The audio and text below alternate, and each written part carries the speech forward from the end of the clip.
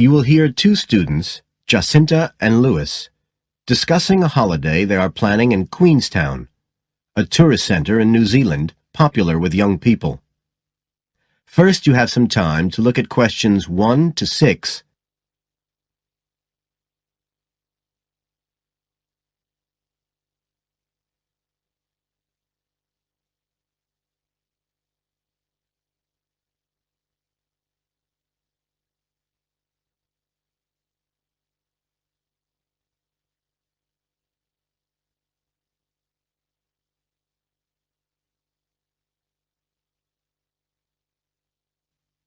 Now we shall begin. You should answer the questions as you listen, because you will not hear the recording a second time. Listen carefully and answer questions 1 to 6.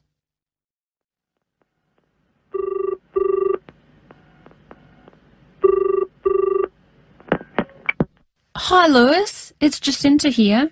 Oh, hi, Jacinta. I was just going to call you. I was thinking we ought to do something about accommodation for our trip to Queenstown. Yeah, actually, that's just why I rang you. I've been looking on the internet. There was one place that looked okay called Traveller's Lodge, but when I checked availability for January, when we're planning to go, I found it was fully booked. Right.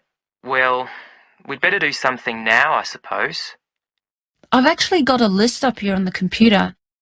There's one place called Bingley's that looks possible. It's $19.75 a night. That's US dollars. They quote all the prices in US dollars. So that's about 26 or 27 New Zealand dollars. That's okay. That'll be in a dormitory, is it? Yeah, they say 8-bed dorms, and the hostel's right in the town centre, and they've got a cafe. They have theme nights every weekend, whatever that means. Oh, you know, like certain sorts of food and music. And people might wear special clothes like that Egyptian evening we went to last year. Oh, okay. What else? They've got a sun deck area, and then all the usual things, internet access and so on. Sounds good. Was there anywhere else? Yeah, a couple more places. There's one called Chalet Lodge, which is just 18 US dollars. That's for a bed in a 12-bed dorm. They do single and family rooms as well. It looks as if it's a bit out of town. Says it's got an alpine setting, a quiet alpine setting. What do you think? Not sure. Oh, but actually it's not far out at all. It says 10 minutes walk from town, so... Oh, and it says it's children-friendly. I'm not so sure about that. What about the third place? That's called Globetrotters. Let's see. They do private rooms or 5-bed dorms for $18.50. It's in the centre, just by the lake, and that includes breakfast. Didn't the other two? I don't think so. They didn't mention it, so probably not. Oh, and it says something about a free skydive. Wow. Don't know if I'm all that keen on jumping out of aeroplanes. Oh, actually, what it says is you can win a chance to do a skydive. They give one away every day to one of the guests. Well, if I win it, you can do it. Anyway, do they have room? Yeah, I checked the availability. Shall I go ahead and book there then? Fine. You now have some time to look at questions 7 to...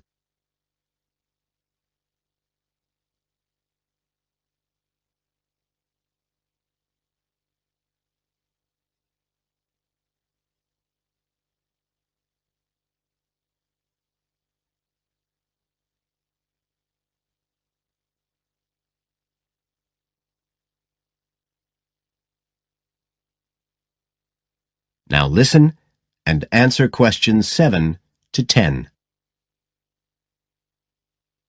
I was looking at what there is to do too. There are lots of sites offering deals for adventure sports. I suppose we have to do a bungee jump. Why? Well, it's Queenstown where they more or less started it as a sport. You can, if you really want to jump off the side of a bridge with an elastic rope tied round your ankles. I'll watch. Okay, so what do you want to do? As far as adventure sports go, I was talking to someone who went whitewater rafting there. He said it was really awesome. They drive you up the Shotover River, and then you come down on a rubber raft through the whitewater rapids, where the river's really narrow and fast, and end up going through a tunnel nearly 200 metres long. I think it's quite expensive, though. Oh, I'm on for that if you are. Cool. The other thing you can do is the jet boat ride. That sounded just a lot of noise, though. It's basically just whizzing round on the river on a very fast boat, isn't it? My friend did that as well. He said it was a bit touristy, but worth it. I'll give it a go. You go right up the river canyon. He said the drivers were really skillful, but I don't mind going on my own. But there's lots to do as well as the whole commercial adventure bit. We ought to do some trekking. The scenery around there's amazing. I don't want to miss that. The place to start's Glenorchy, apparently, about 40 minutes drive. That's where lots of the wilderness trails begin. Okay, I'll pack my walking boots. I'd better start getting in training. I haven't done anything except sit at my desk for months. Now, is there anything else we need to decide? That is the end of Section 1. You now have half a minute to check your answers.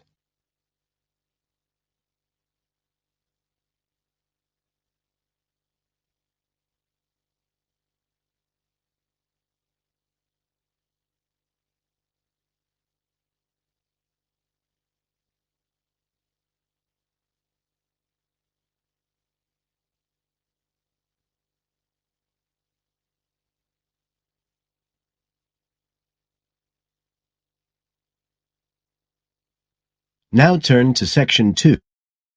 Section 2. You will hear a local radio program about cycling courses in London.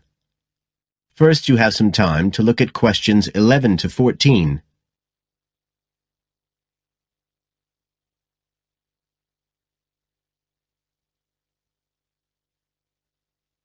Now listen carefully and answer questions 11 to 14.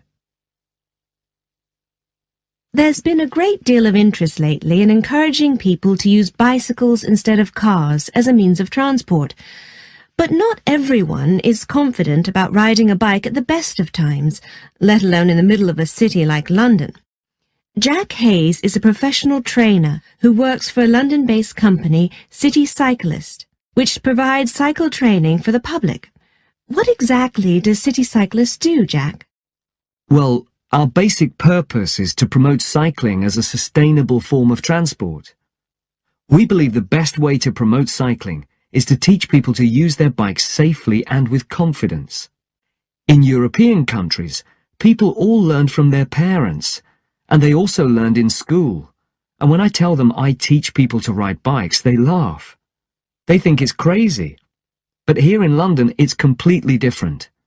You're approaching the point where a whole generation of people have grown up not being allowed by their parents to cycle because it was considered to be getting too dangerous, and so, in turn, they can't teach their children.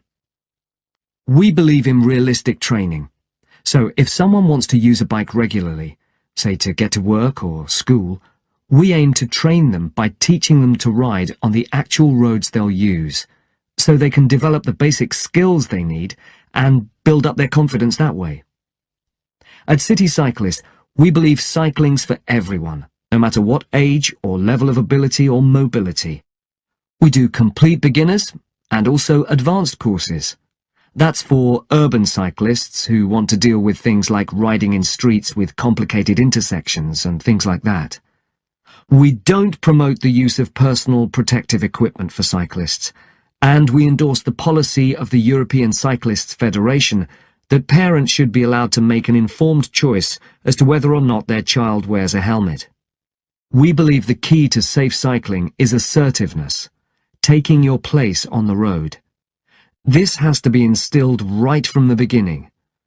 Assertive road positioning and behaviour is the key to safe cycling in congested urban environments.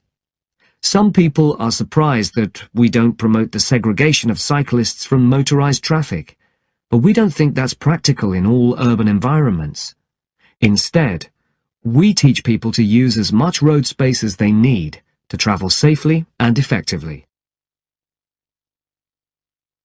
You now have some time to look at questions 15 to 20.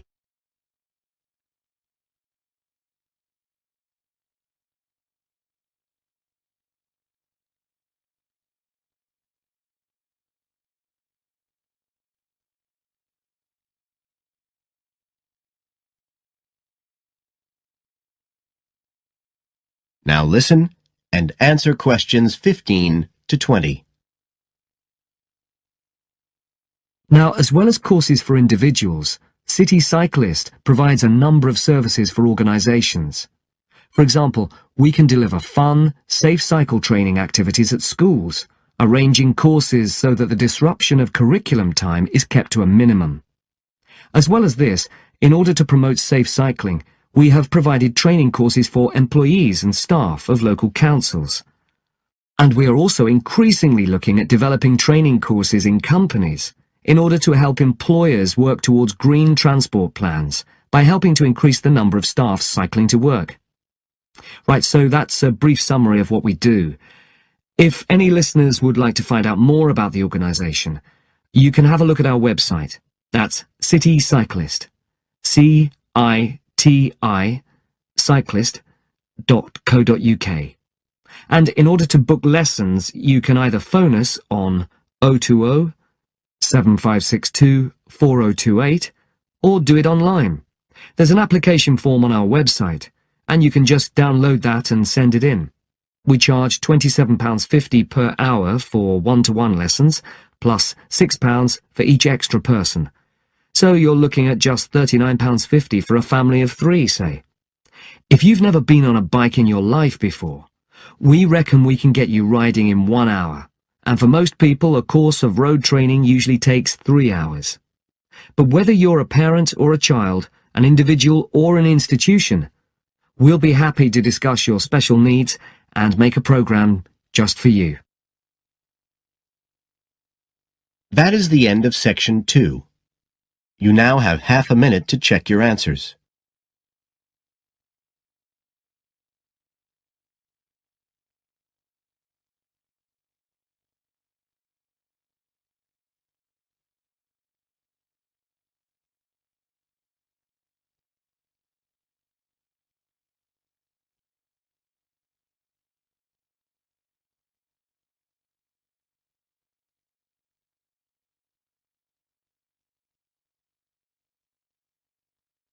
Now turn to Section 3.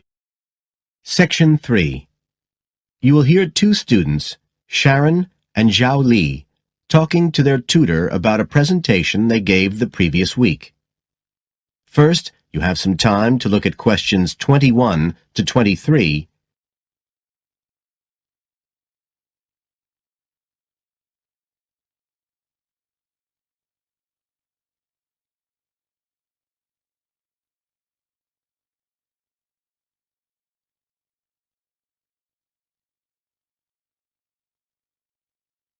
Now listen carefully and answer questions 21 to 23. So, Sharon and Zhao Li, in your presentation last week, you were talking about the digital divide, the gap between those who can effectively use communication tools, such as the internet, and those who can't. And you compared the situation here in Northern Ireland with Southeast China. Right, so I asked you to do some self-evaluation, watching the video of your presentation and thinking about the 3 main criteria you're assessed by: content, structure and technique. What do you think was the strongest feature of the presentation when you watched it? Sharon? Well, I was surprised actually, because I felt quite nervous. But when I watched the video, it didn't show as much as I expected. So which of the criteria would that come under? Confidence? That's not actually one of the criteria as such. Zhao Li? Technique? It's body language and eye contact, isn't it? Well, I didn't think I looked all that confident, but I think that our technique was generally good, like the way we designed and used the PowerPoint slides. So, you both feel happiest about that side of the presentation? OK, now on the negative side, what would you change if you could do it again? Well, at first I'd thought that the introduction was going to be the problem, but actually I think that was okay. We defined our terms and identified key issues. It was more towards the end. The conclusion wasn't too bad, but the problem was the questions. We hadn't really expected there'd be any, so we hadn't thought about them that much. OK, anything else? Well, like Zhao Li says, I thought the conclusion was okay, but when I watched us on the video, I thought the section on solutions seemed rather weak. Can you think why? Well, we explained what people are doing about the digital divide in China and Northern Ireland, but I suppose we didn't really evaluate any of the projects or ideas. It was just a list, and that was what people were asking us about at the end mostly. You now have some time to look at questions 24 to 30.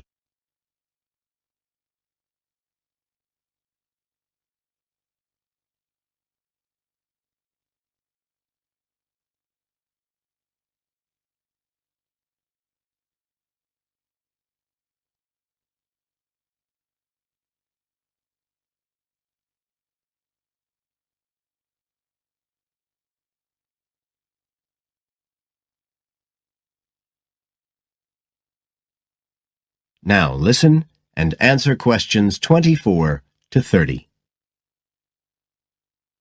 OK, now I also asked you to get some peer evaluation from the other students. Yes, well, people said it was interesting, like the fact that in China the internet was used more for shopping than in Northern Ireland. They said sometimes it was a bit hard to understand because we were talking quite fast, but we didn't think so when we watched the video. No, it's a bit different though, because you know all this information already. If you're hearing it for the first time, you need more time to process it. That's why signposting the structure and organisation of the talk is important. That seemed okay. No one mentioned that as a problem. Some people said that we could have had more on the slides, like some of the other groups had nearly everything they said written up on the visuals as well. But other people said the slides were good. They had just the key points. Yes. And most people said we had quite good eye contact and body language. They all pointed out we'd overrun. They all said we were 5 minutes over. But we timed it afterwards on the video, and it was only 3 minutes.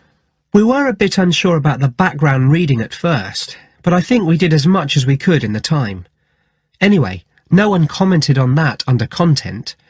But one thing that did come out was that they liked the fact we'd done research on both Northern Ireland and China. Most other people had just based their research on one country. We managed to get quite a lot of data from the internet, although we had to do our own analysis, and we did our own surveys as well in both countries. So the class gave us best feedback for content, but it was all okay. Right. Well, that's quite similar to the feedback I'm giving you.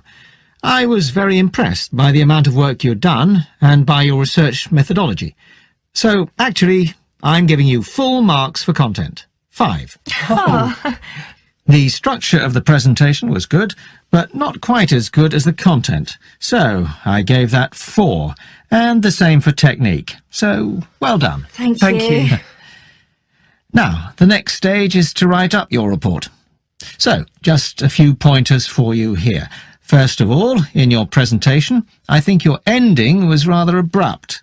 You suddenly just stopped talking.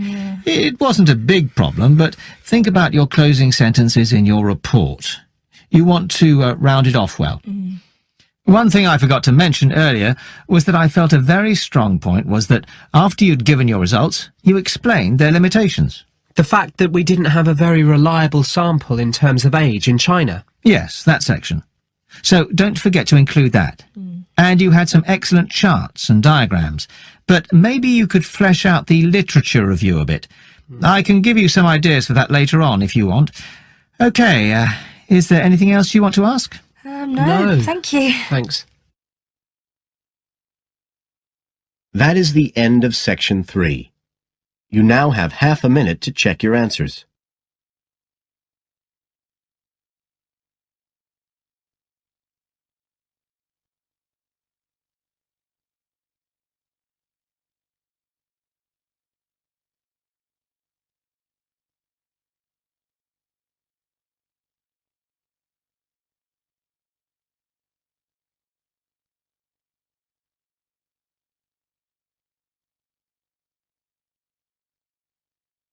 Section 4.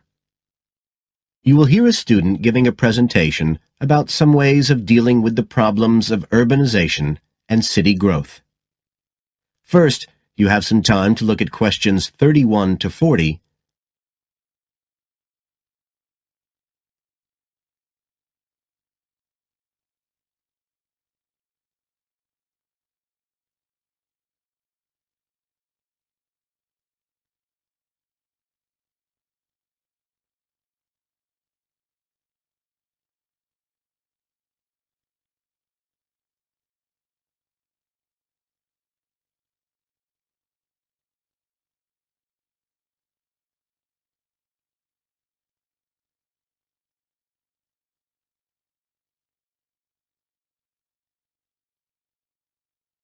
Now listen carefully and answer questions 31 to 40. Well, Adam's just been talking about some of the problems that have resulted from the rapid growth of cities in the last 100 years. Things like housing, sanitation, crime and so on. For my presentation, I'd like to look at some examples of what cities are doing to try to solve some of these problems. As part of its Healthy City program, the World Health Organization, the WHO, has come up with a set of criteria for a healthy city. The WHO says that, amongst other things, a healthy city must provide a clean environment which is also safe. It mustn't be dirty or dangerous for its inhabitants. As well as that, the WHO says a healthy city has got to be able to satisfy its inhabitants' basic needs. That's all its inhabitants, not just the rich ones or the ones with jobs, everyone who lives there. A third criterion, is that it's got to have health services which can be used by all the inhabitants and which they can access easily. The final point's to do with local government. The WHO says this is something that the whole community should be involved in, not just a few powerful politicians or businessmen. So, a healthy city is not just a matter of avoiding illness, that sort of healthiness. It's the way that the whole city works together for the benefit of its population. Okay, so what I'd like to do now is to look at some projects in different cities around the world where cities have tried to meet these criteria, to make their cities healthy ones.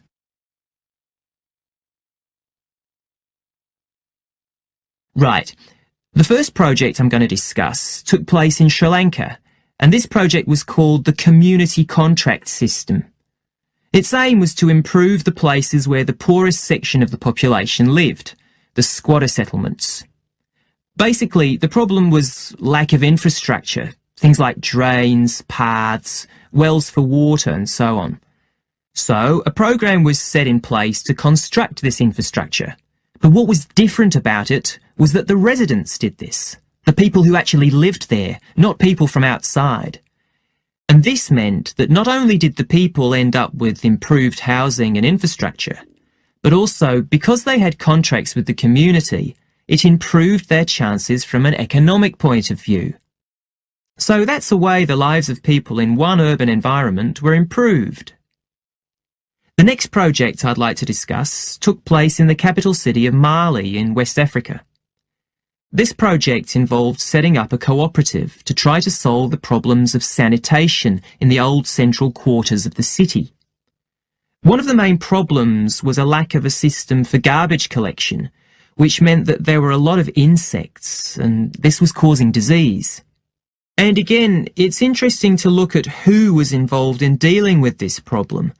In this case, the cooperative involved students who had graduated from secondary school in getting a system going. As well as that, the cooperative set up a campaign to educate the public about the importance of good sanitation through showing films and setting up discussion groups among the local people, especially women and adolescents. And the outcome was an increased environmental awareness, which led to changes in household behaviour, as well as improved living conditions. Okay, the third project was in Egypt, just outside the capital, Cairo, which is a city that's grown very rapidly in the last few decades. This project was based in a women's centre in a poor area called Makatam. The aim of the project was to support girls, young women from the area from poor families. So these were women who had no education. They'd never been to school, so they were totally illiterate, and they had no chance of getting jobs. At the Women's Centre, they were shown how to sew and how to weave, and once they'd learned these skills, they were given the equipment, a sewing machine or a loom, so that they could make things to sell and had a chance of earning their own living. And this project has meant that these young women have greater status in the community, but as well as that, they can enjoy a better quality of life. So I don't think the problem is that cities are bad. This world and its cities have the resources to provide for the population that lives there. What it takes is a stronger will and a better distribution of resources. That is the end of section 4. You now have half a minute to check your answers.